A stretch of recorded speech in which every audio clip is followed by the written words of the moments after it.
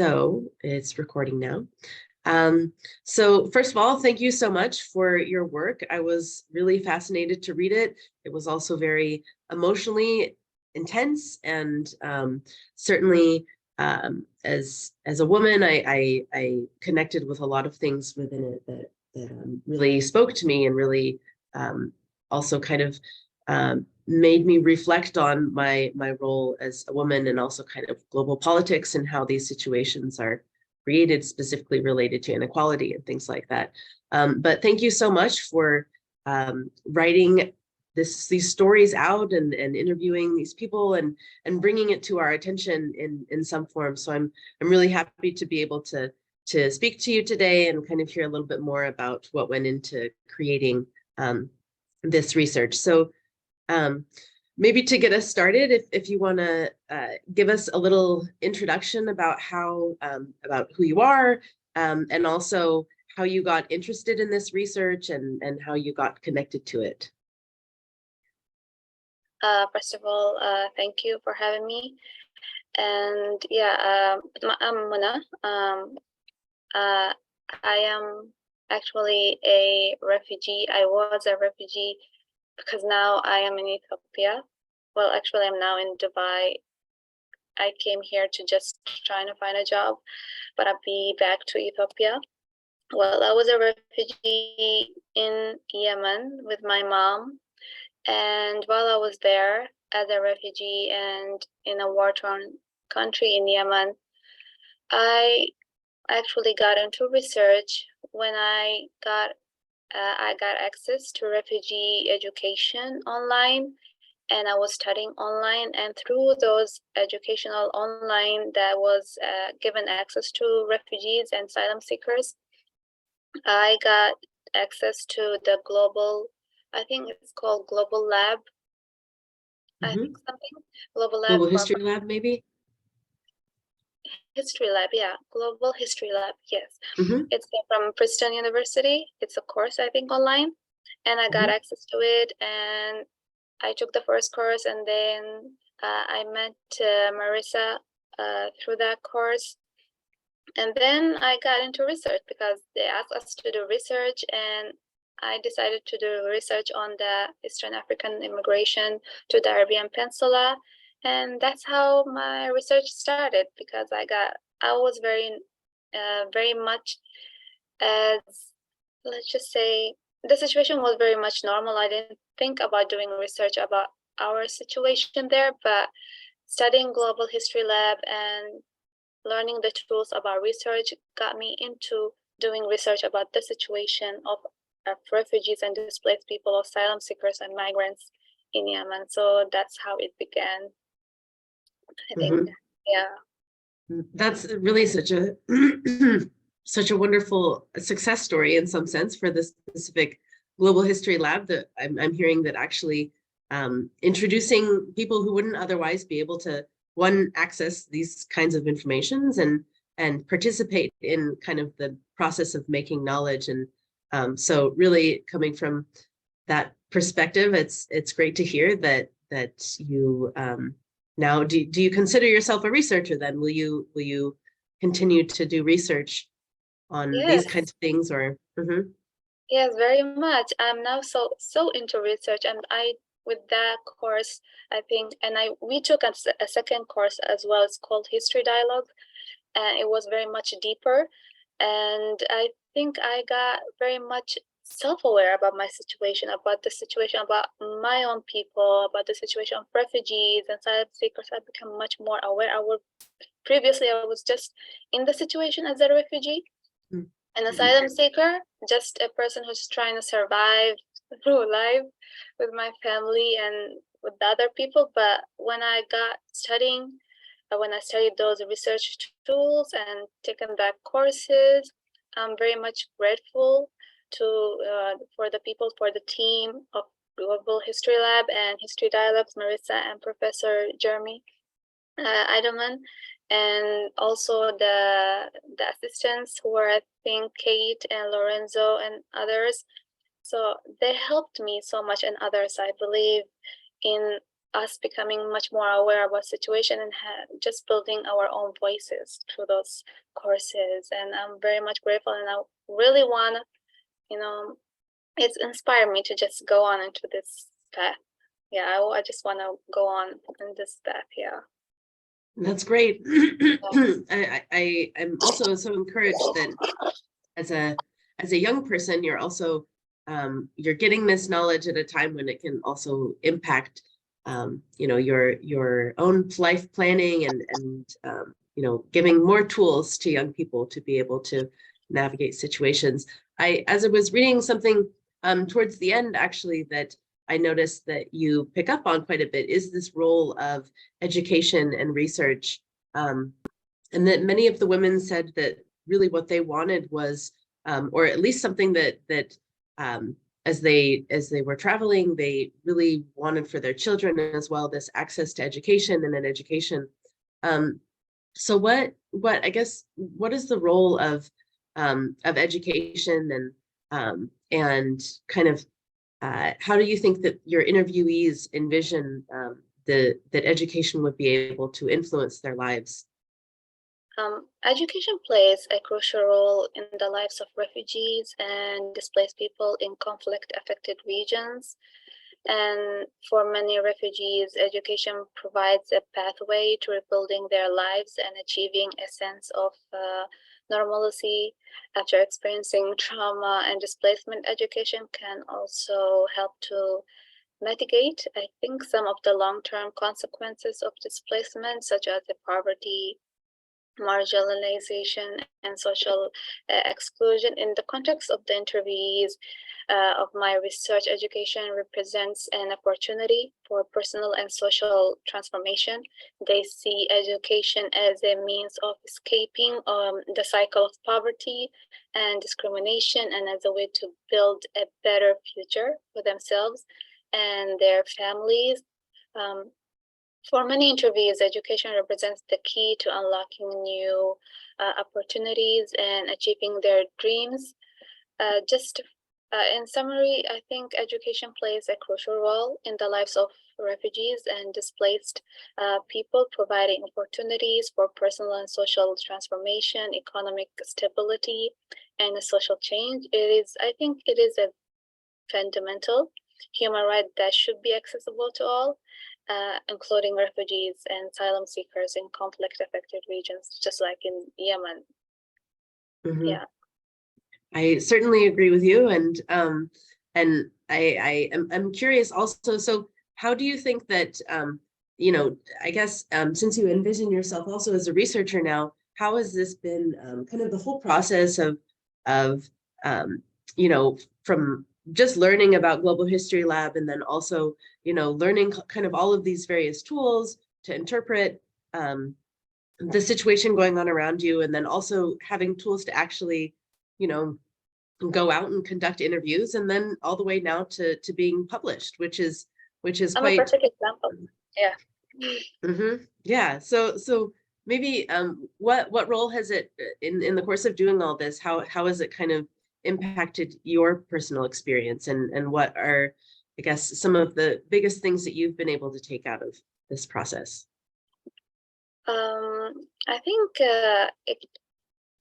the research for me, it kind of like I said before, it inspires me to just be much more just be the voices of those vulnerable people. I want, as I studied those research and those you know, the tools of the research, for me, I see myself like I have a responsibility now to just share those voices of those vulnerable people and just make the world, or the public, or just the world global audience, to just be much more about the human violations or about discriminations that's going on against those people in that region. Because I think we always see on the TV or in the news or in the media about refugees and migrants or asylum seekers in the Western countries, and not much more in the region that is between you know, Africa and Yemen, from the Horn of Africa. The this journey that they go to and their path to cyber, because this is a very, it's been going on for decades, like since 80s, 60s, I think, 70s. So this is not a new topic to talk about. It's a very, very old topic, but at the same time, people are not aware about it. And for me, as a person who lived this situation and studied it, I studied the research tools and so on, getting access to these educational tools for me to do the research. It gives me the power to do this research and to just bring it to the, to the world, for people to have much more awareness about the situation. So, and yeah, I think that's pretty much it. Mm-hmm. Yeah, I really I really liked how you mentioned the word power there. Yeah. And that's kind of, at least for those of us who are kind of engaged as also, just the general public, it's always something to feel good that people who are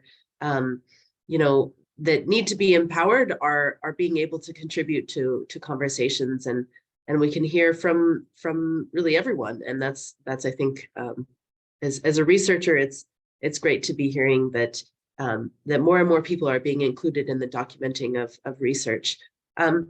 So I think I did want to, I had one question that I think also is maybe interesting to kind of just touch upon, because the topic content of your research is it's very difficult and very, very challenging subject matter, and certainly there were a lot of really tough stories also to read about. There were really young people going through a lot of really traumatic situations, and so I guess maybe could you tell me a little bit more about your method, how you decided who to include in your research, and what stories to tell, because also you were very much, there's one story in your research where you kind of document a situation that you find yourself in, and there's I was surprised to read, as a woman myself, kind of another woman kind of participating in some of this kind of evil towards other women. And so yeah, I guess, how did you decide what to include, and how did you navigate kind of this kind of could be traumatic content matter? How did I choose it? I really wanted to document almost everyone, but it was very hard for me to find people who voluntarily want to talk about it because they're afraid. All of them were afraid, and my interviews that I did with my interviewees, I reassured them so that they would be open to talk to me. And the reason is because they're doing interviews in a country that has no law. We are in a war-torn country, there's no law, and they are refugees, and anything can happen to them. And they're speaking against the situation that they're in the host country, and against the humanitarian organizations. Some of them spoke about some situations or human violations that some employees do that work in the humanitarian organizations. And so if they speak about it, then they will be in danger. They will be in a life-threatening situation. And there were cases where people really wanted to speak about, and their life was threatened. And I think there are some who were killed as well. And there's a story that one guy who was killed because he spoke about the situation that humanitarian organizations do against refugees, and he was killed. And there are so many things that happen. People get killed, and there's no law. There's no one can take them to the jail or just convict them or whatever. So, and also another reason is they won't have access to humanitarian aid. Some of the humanitarian organizations do give, I think, like flour, some basic home food, kitchen stuff like oil or sugar. They would have access to, or monthly allowance that is not much, but it gets them through life. At least they have some pennies or money that they can go on.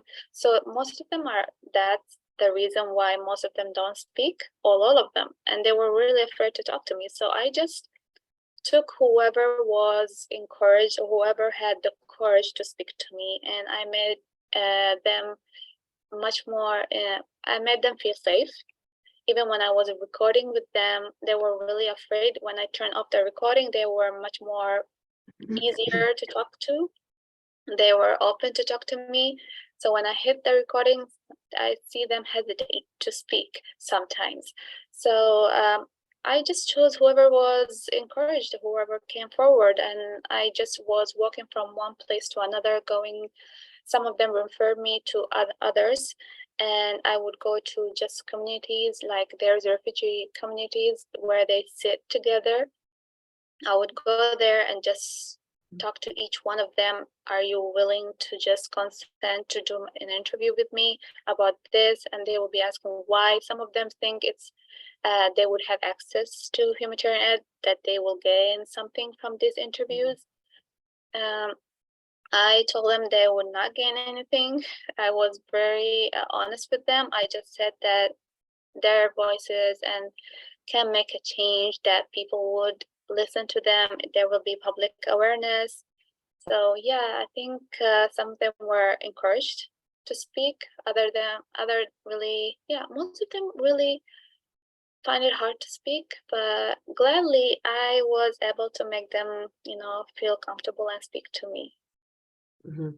Yeah. And did your specific positionality within the research, I guess, how was that important into kind of creating that safe space is kind of what I've identified as you've said. How was that important there?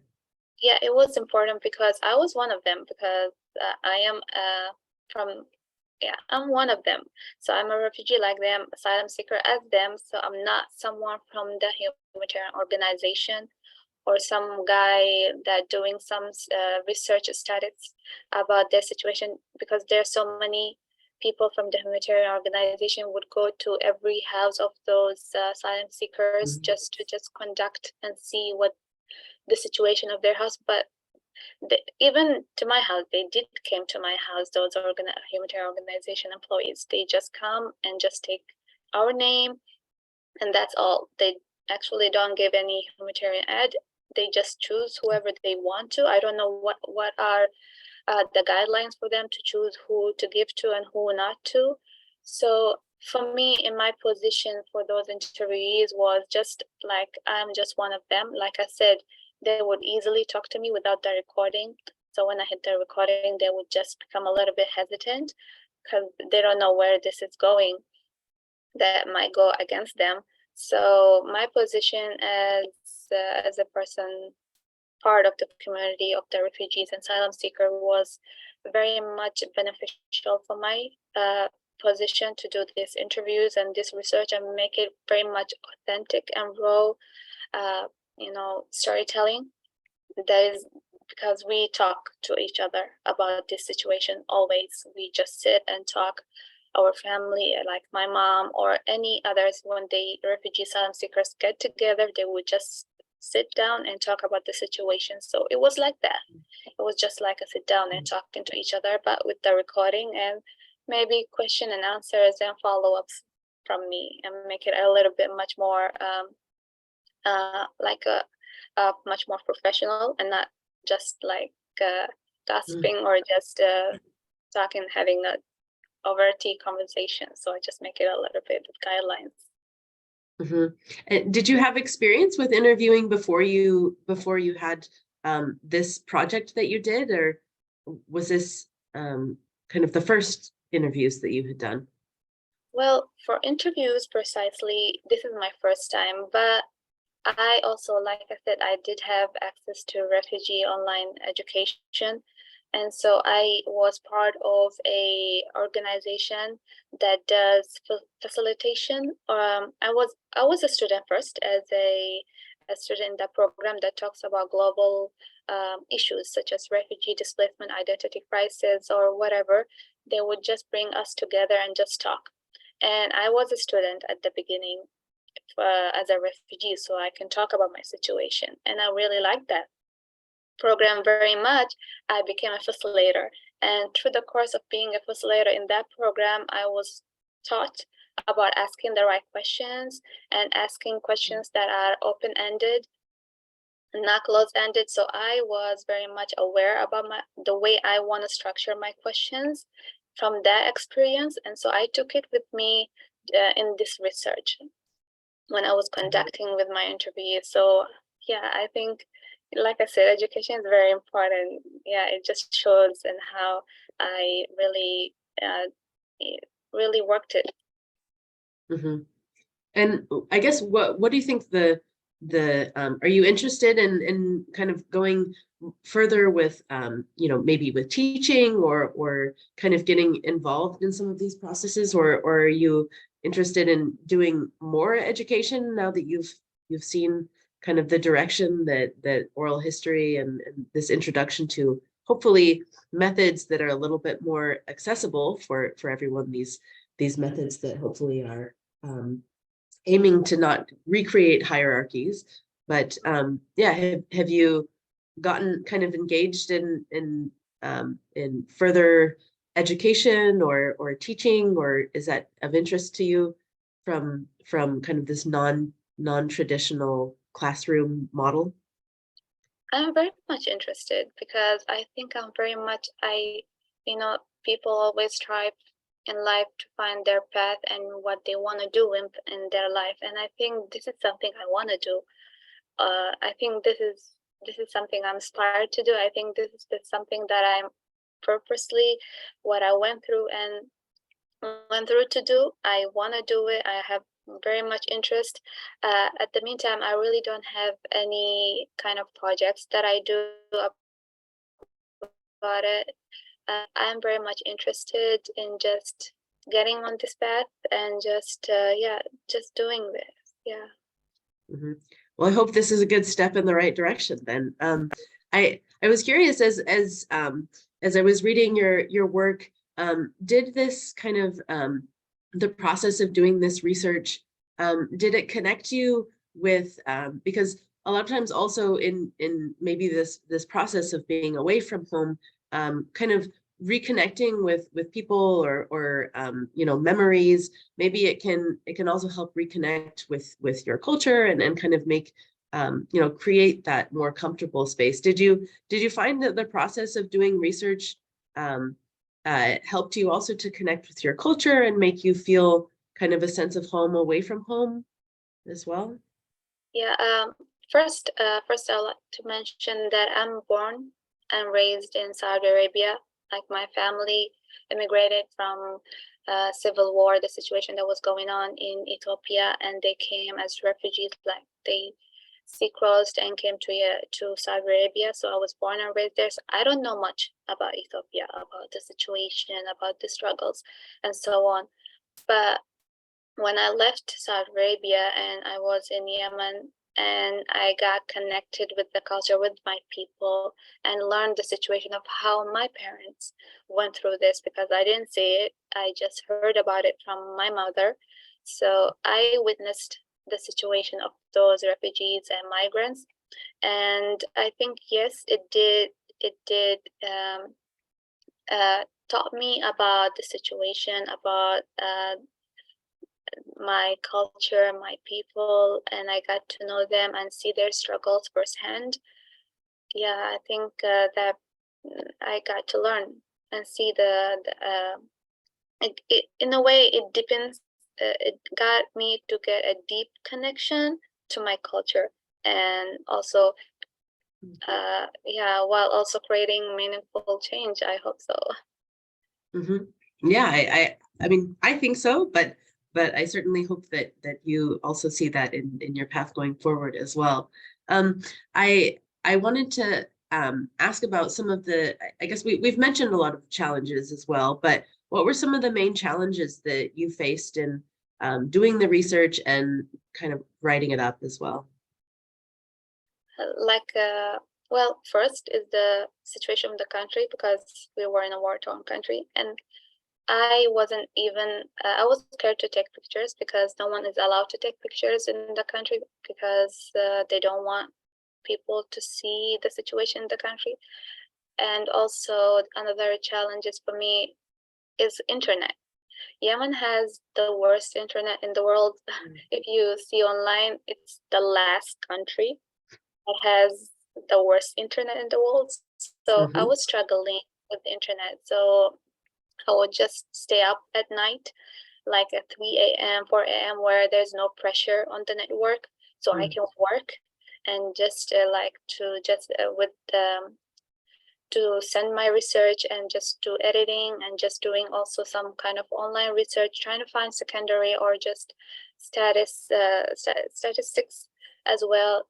And yeah, I did mostly, this was a challenge for me, connection online, even when I was doing those with my courses or just doing this research and trying to edit it with those who helped me. I was really having a lot of challenges to just to just send it out. And another challenge was just walking safely in the country because it was very hard to just walk around and find people. There's always like, where are you going? What are you doing? Why? So when I was recording, it wasn't just in rooms, in some of them in their house, most of them in the house, or some inside some rooms. So I was just doing those in those places and trying to find research because there's not trying to find the statistics or just secondary resources about the situation about from humanitarian organizations, which it was very rare to find. So yeah, I think that's mostly it, if I remember correctly. So you do mention this, that that it's interesting also for me as someone who might come into contact with a lot of these humanitarian reports, to know that actually a lot of these are specifically you say in the beginning that you got in touch with some of these humanitarian organizations, and at first they seemed interested to talk to you.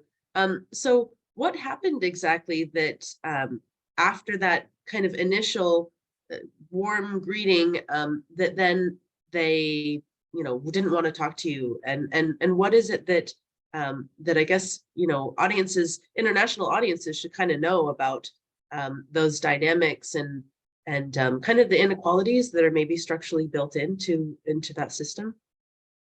Yeah, when I first approached them, they welcomed me because this is new. No one does this kind of research as a refugee asylum seeker, so they didn't think much of it. So maybe they thought I was just searching for information for myself.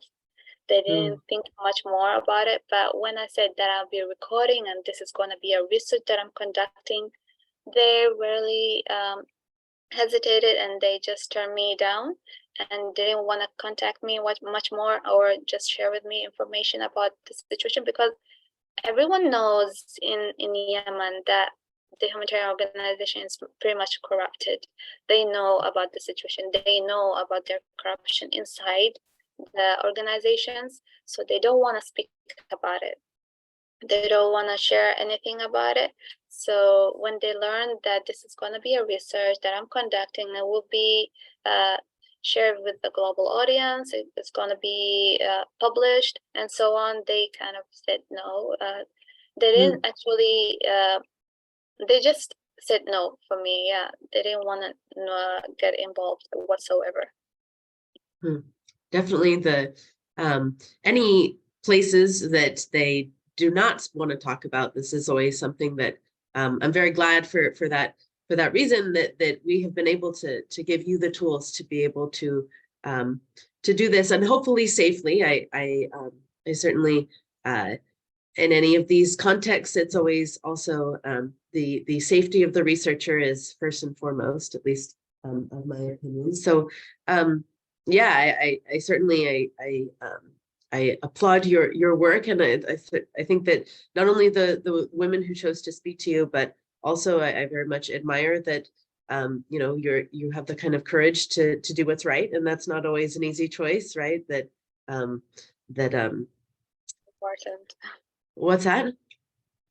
Someone has to do it at the end of the day. Yeah, it's important to share those voices and experiences and perspectives of refugee and displaced people. It's crucial for addressing their needs and achieving lasting change that I hope it can also help to mobilize, I think, public opinion, generate pressure on governments and humanitarian organizations, and maybe build more inclusive and welcoming societies. Mm-hmm.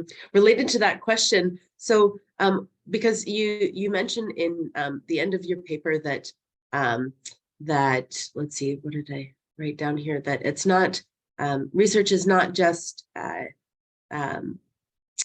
personal. Oh, that the purpose of this research is not just academic. So that you want to raise awareness about this and also report on it from a perspective that gives kind of a truth to it that's not able to otherwise be told.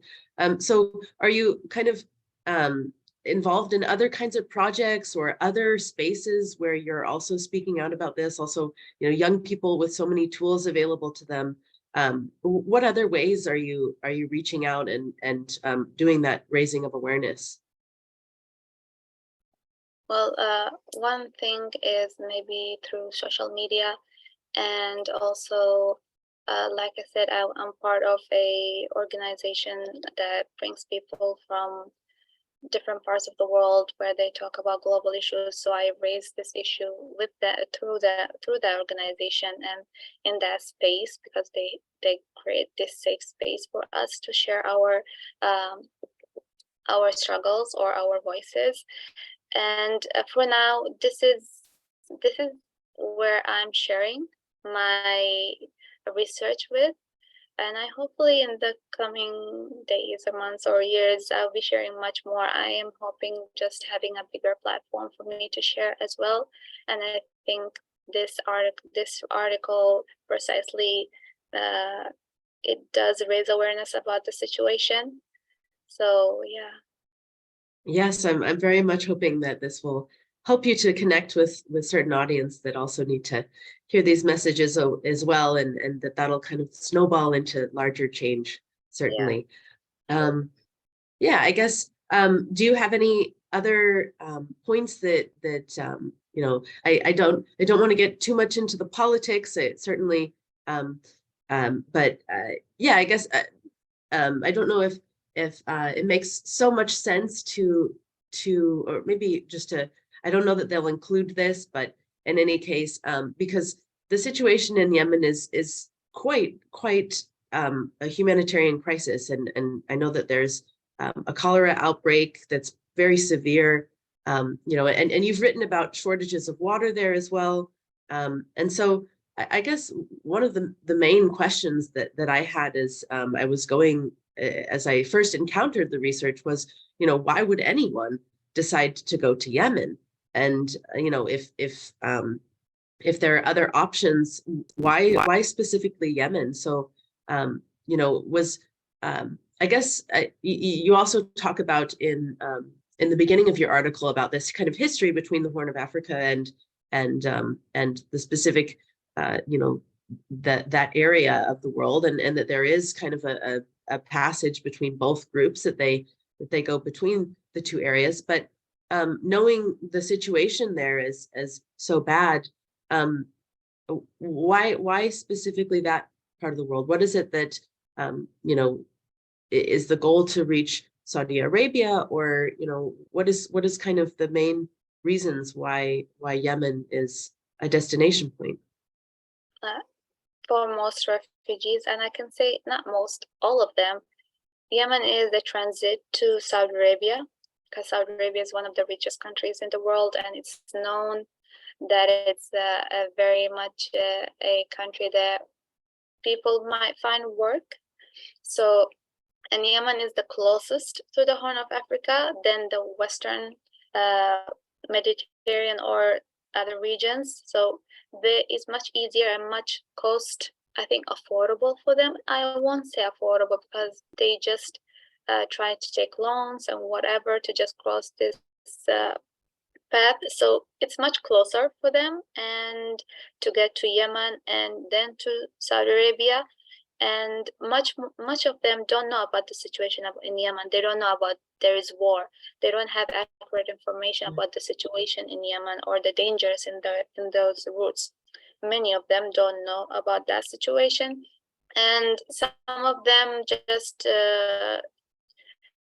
they don't have another choice. Just to they're trying to flee violence or persecution in their home country and have no safe destination, maybe to travel through a war-torn country and or area. And another reason could be also that is just to join their families and friends that they hear about, or that their families are there. Some of them, their sisters are there, or their mothers who just wants her sisters or her children to come.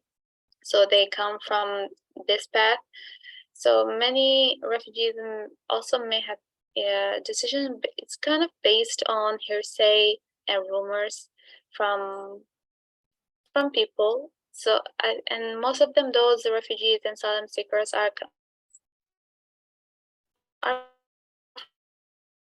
from villages, so they're not from cities, and they don't have.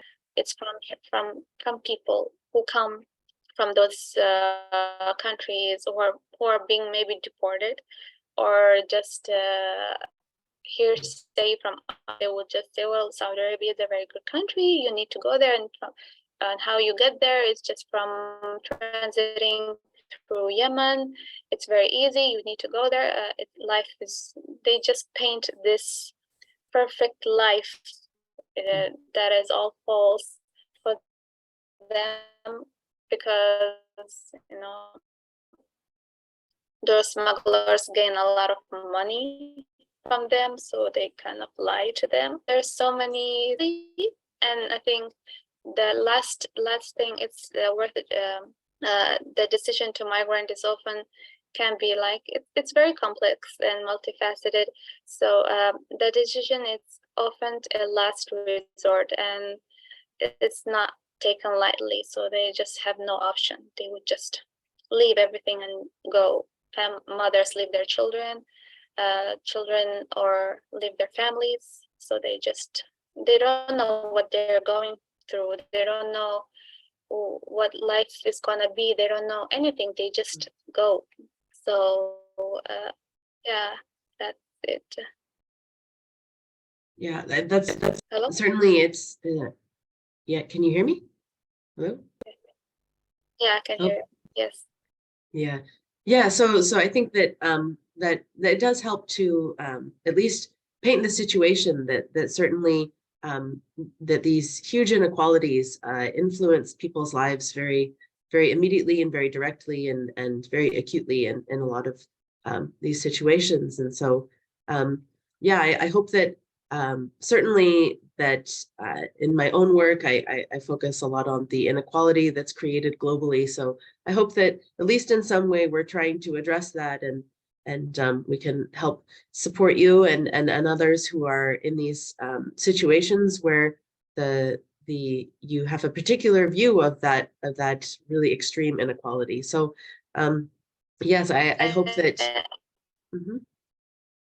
Yeah, no, I just want to just emphasize that all of them, refugees, are just fleeing the hardships and danger in order to reach safety and security. So it's not just they woke up and they decided to let's just go to Yemen and just go to Saudi Arabia because that's how we want to go there. No one wants to leave their home, their family, their safe space, their something they're born and raised up in, and unless they have to, fleeing from danger and from persecutions, whatever that endangers their life.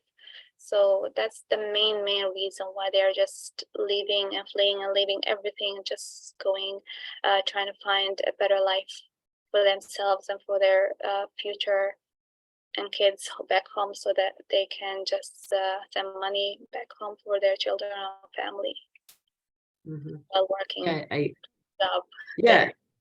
a lot of these journeys are very dangerous, and it reminds me a lot also of these passages that happen in the Americas as well, that in Central America, a lot of them make a very dangerous passage to get up to the US or Canada, and it's because they're able to access a lot of them, as they perceive, are able to access a better life, and yeah, so it's important to orient that these are not because a lot of people in those geographies, they decide to move somewhere else because they want to. And so I think it's true that it's important to highlight that really being forced to leave your home is quite a bit different than deciding to go somewhere else of your own choice. And yeah, so I think that just to include that very important perspective about the inequality of having the agency and choice to be able to decide what you do with your life, that everyone should have that. So so yes, I certainly hope that we're helping to at least do our some small part to be able to work together and do that, because certainly at the top down, things can be pretty look pretty unequal, at least from the top down perspective. But yeah, I guess I think I've taken quite a bit of your time, so I won't take too much more. But thank you so much for talking to me, and it's been really interesting to hear about your process, and very interesting reading your work, and challenging, but also I'm so glad that we're able to have been able to support in some way of this process of giving voice to those who we otherwise might not be able to hear from. So yeah, I guess with that, do you have anything else you want to say? Or Yeah, I just want to say thank you for it was a pleasure to talk to you, and thank you for talking to me. And yeah, I was pleased to share with you. Yeah. So yeah, I hope this is for the Learn team. I hope that they are able to compile something of our conversation and be able to promote your work well, because it certainly deserves that. So yeah, I'll stop the recording now.